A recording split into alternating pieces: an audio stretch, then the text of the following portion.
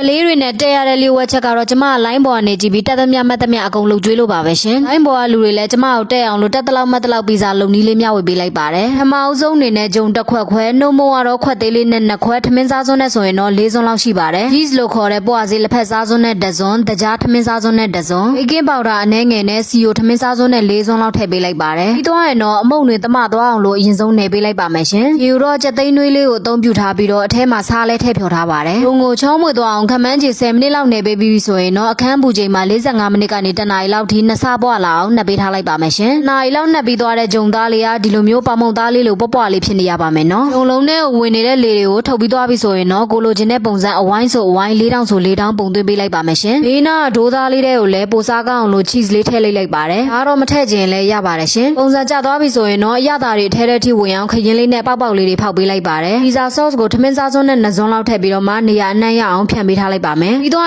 မိုဇရက်လာ cheese ကိုပပလေးအရင်ဖြူလိုက်တယ်။သားကိုမဲသားခင်ပပလိထားလေးသုံးလိုက်ပါတယ်ရှင်။ပြီးတော့ရင်ဘောကနေတန်လွင်သီးရေစိမ်နဲ့တင်ပေးလိုက်ပါတယ်။လေးတွေကမကြိုက်ကြလို့ငရုတ်ဘွားတို့ခန်းချင်သီးတို့ကြက်သွန်သီးတို့တော့မထည့်ထားပါဘူးရှင်။ပြီးတော့ရင်တော့ဘောကနေ cheese အပြည့်ဖြူပြီးတော့မှတန်လွင်သီးလေးနဲ့အလှဆင်ပေးလိုက်ပါတယ်။ဒီအား140နဲ့အောက်ဖက်ကိုမိနစ်20အပေါ်ဘက်ကို15မိနစ်လောက်ဖုတ်ပေးလိုက်ပါတယ်ရှင်။စက်ကြီးသေးပေါ်မူတည်ပြီးပူချိန်နှဲငယ်ကွာနိုင်တာမို့လို့လိုတိုးပူလျှော်လေးစောင့်ကြည့်ပြီးဖုတ်ပေးပါနော်။ပထမဆုံးတစ်ခါပါပဲနောက်လုတ်တက်သွားပြီဆိုရင်တော့အရင်မခက်တော့ပါဘူးရှင်။ cheese အမြင်တွေလည်းအများကြီးတန်းနေပြီးတော့ပေါင်မုံသားကလည်းအီအီလေးနဲ့ပီဇာပူပူလေးအားစားဖို့ဆင်သင့်ဖြစ်ပါပြီရှင်။ကျေးဇူးပါရှင်။ Bye bye